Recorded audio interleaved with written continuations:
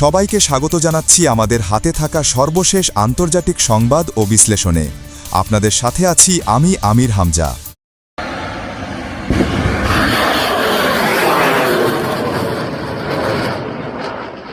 এটি একটি live TV news bulletin সরাসরি স্টুডিও থেকে। আসসালামু আলাইকুম প্রিয় দর্শক। মধ্যপ্রাচ্যে চলমান উত্তেজনা, ইরান, ইসরায়েল, যুক্তরাষ্ট্রকে ঘিরে যে যুদ্ধ পরিস্থিতি তৈরি হয়েছে, সবচেয়ে গুরুত্বপূর্ণ এবং বিস্ফোরক আপডেট নিয়ে আমরা এখন সরাসরি আপনাদের সামনে হাজির হয়েছি।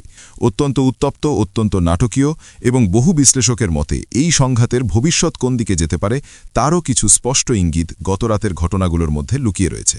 প্রিয় দর্শক, প্রথমেই আমরা শুরু করব গতরাতের সবচেয়ে আলোচিত ঘটনাটি দিয়ে। গত রাতেই এমন একটি ঘটনা ঘটেছে যা ইসরায়েলের সামরিক যোগাযোগ ব্যবস্থার ওপর বড় ধরনের ধাক্কা হিসেবে দেখা হচ্ছে। লেবাননের সশস্ত্র সংগঠন হিজবুল্লাহ তাদের আনুষ্ঠানিক বিবৃতিতে দাবি করেছে যে তারা ইসরায়েলের একটি গুরুত্বপূর্ণ স্যাটেলাইট কমিউনিকেশন স্টেশন ধ্বংস করেছে। এই স্টেশনটি ছিল ইসরায়েলের সামরিক গোয়েন্দা ও তথ্য প্রযুক্তি বিভাগের জন্য অত্যন্ত গুরুত্বপূর্ণ। এখান থেকেই মূলত বিভিন্ন স্যাটেলাইট থেকে আসা ছবি, সামরিক নজরদারির তথ্য, শত্রুপক্ষের অবস্থান এবং লক্ষ্যবস্তু সম্পর্কিত কোঅর্ডিনেট সংগ্রহ করা হতো। সামরিক বিশ্লেষকদের মতে যুদ্ধক্ষেত্রে সঠিক তথ্য পাওয়া মানেই আধা যুদ্ধ জিতে নেওয়া।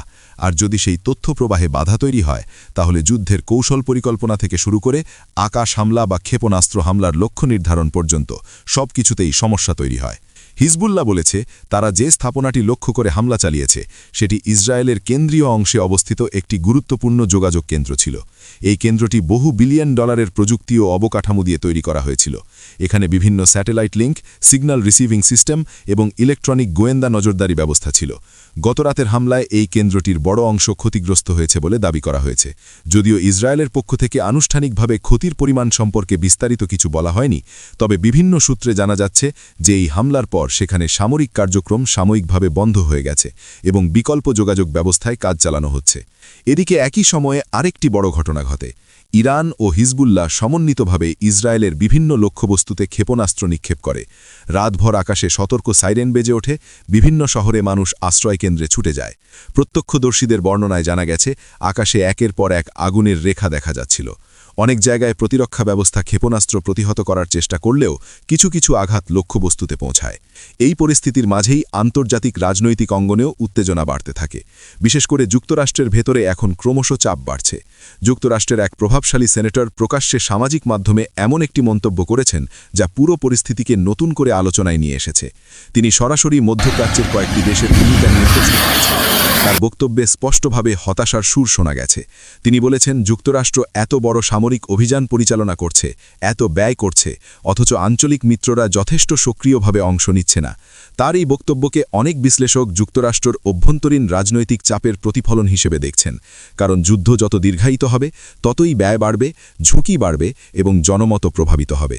ইতিমধ্যে কয়েকজন মার্কিন সেনা নিহত হওয়ার খবরও প্রকাশ্যে এসেছে।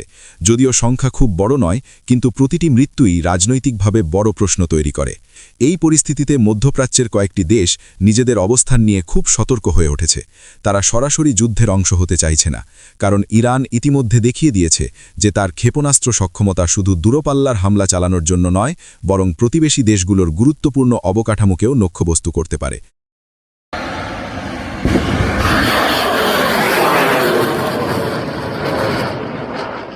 গত কয়েকদিনে বিভিন্ন জায়গায় সামরিক ঘাঁটি, বিমানবন্দর এবং তেল স্থাপনার আশেপাশে বিস্ফোরণের খবর পাওয়া গেছে। এর ফলে আঞ্চলিক দেশগুলোর মধ্যে উদ্বেগ বেড়েছে। বিশেষ করে তেল ও গ্যাস শিল্পের ওপরের প্রভাব এখন স্পষ্ট হয়ে উঠছে। কয়েকটি গুরুত্বপূর্ণ তেল শোধনাগার সাময়িকভাবে উৎপাদন বন্ধ করে দিয়েছে বলে জানা গেছে, কারণ ক্ষেপণাস্ত্র হামলার আশঙ্কায় অনেক জায়গায় কর্মীদের সরিয়ে নেওয়া হয়েছে। এর সরাসরি প্রভাব পড়েছে আন্তর্জাতিক বাজারে। তেলের দাম ইতিমধ্যে বাড়তে শুরু করেছে, গ্যাস সরবরাহেও অনিশ্চয়তা তৈরি হয়েছে। বিশ্ব অর্থনীতির বিশ্লেষকরা বলছেন যদি এই সংঘাত আরও কয়েকদিন একইভাবে চলতে থাকে তাহলে বৈশ্বিক মন্দার আশঙ্কা আরও বাড়বে। কারণ তেল ও গ্যাসের দাম বাড়লে পরিবহন খরচ বাড়ে, উৎপাদন খরচ বাড়ে, খাদ্যদ্রব্যের দাম বাড়ে এবং শেষ পর্যন্ত সাধারণ মানুষের জীবনে চাপ বাড়ে। এই উত্তেজনাপূর্ণ পরিস্থিতির মাঝেই কূটনৈতিক তৎপরতাও বাড়ছে। মধ্যপ্রাচ্যের কয়েকটি দেশ এবং ইউরোপীয় কূটনৈতিক মহল এখন যুদ্ধবিরতির আহ্বান জানাতে শুরু করেছে। তাদের মতে এই সংঘাত যদি দ্রুত বন্ধ না হয় তাহলে শুধু অর্থনৈতিক নয়, মানবিক বিপর্যয়ও তৈরি হতে পারে। কারণ যুদ্ধ যত দীর্ঘায়িত হবে তত বেশি মানুষ বাস্তুচ্যুত হবে, অবকাঠামো ধ্বংস হবে এবং সাধারণ মানুষের জীবন ঝুঁকির মুখে পড়বে। একটি গুরুত্বপূর্ণ বৈঠকে রাজনৈতিক নেতারা আলোচনা করেছেন কিভাবে পরিস্থিতি শান্ত করা যায়। সেই বৈঠকের পরে একাধিক কূটনৈতিক স্পষ্টভাবে বলেছেন, এখন সবচেয়ে জরুরি বিষয় হচ্ছে যুদ্ধবিরতি এবং কূটনৈতিক আলোচনায় ফিরে যাওয়া, কারণ সামরিক পথ দিয়ে এই সংঘাতের স্থায়ী সমাধান পাওয়া কঠিন। এদিকে ইরানের ভেতরেও বড় রাজনৈতিক পরিবর্তন ঘটেছে। দেশটির নতুন সর্বোচ্চ নেতা দায়িত্ব গ্রহণ করার পর জনগণের একটা বড় অংশ রাস্তায় নেমে সমর্থন জানিয়েছে। বিভিন্ন শহরে মানুষের সমাবেশ দেখা গেছে, সেখানে মানুষ শোক প্রকাশের পাশাপাশি নতুন নেতৃত্বের প্রতি সমর্থন জানিয়েছে এবং দেশের সার্বভৌমত্ব রক্ষার আহ্বান জানিয়েছে। বিশ্লেষকরা বলছেন, ইতিহাসে অনেক সময় দেখা গেছে বাহ্যিক হামলা কোনো দেশের অভ্যন্তরীণ ঐক্যকে আরও শক্তিশালী করে তোলে। এই পরিস্থিতিতেও তেমন কিছু ঘটছে বলে মনে করা হচ্ছে। অন্যদিকে ইসরায়েলেও পরিস্থিতি অত্যন্ত সংবেদনশীল। নিরাপত্তাজনিত কারণে অনেক জায়গায় ভিডিও ধারণ সীমিত করা হয়েছে বলে জানা যাচ্ছে।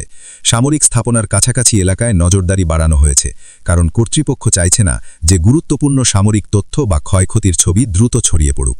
গতরাতের ঘটনাগুলোর সারসংক্ষেপ করলে কয়েকটি বিষয় স্পষ্ট হয়ে ওঠে। প্রথমত, সংঘাত এখন শুধু দুই দেশের মধ্যে সীমাবদ্ধ নেই, এতে একাধিক আঞ্চলিক ও আন্তর্জাতিক শক্তি জড়িয়ে পড়েছে। দ্বিতীয়ত, যুদ্ধক্ষেত্রে শুধু সামরিক শক্তি নয়, তথ্য ও যোগাযোগ ব্যবস্থাও অত্যন্ত গুরুত্বপূর্ণ ভূমিকা পালন করছে। তৃতীয়ত, এই সংঘাতের অর্থনৈতিক প্রভাব ইতিমধ্যে বিশ্বজুড়ে অনুভূত হতে শুরু করেছে।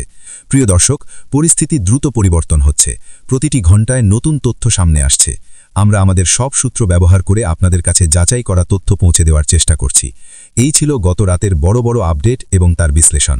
পরিস্থিতি কোথায় গিয়ে দাঁড়ায়, যুদ্ধ থামে নাকি আরও বিস্তৃত হয়, সেটাই এখন পুরো বিশ্বের সবচেয়ে বড় প্রশ্ন। এ পর্যন্তই এই মুহূর্তের লাইভ আপডেট। নতুন কোনো গুরুত্বপূর্ণ তথ্য পাওয়া মাত্রই আমরা আবারও আপনাদের সামনে হাজির হব। আমাদের সঙ্গে থাকার জন্য ধন্যবাদ। আল্লাহ হাফেজ।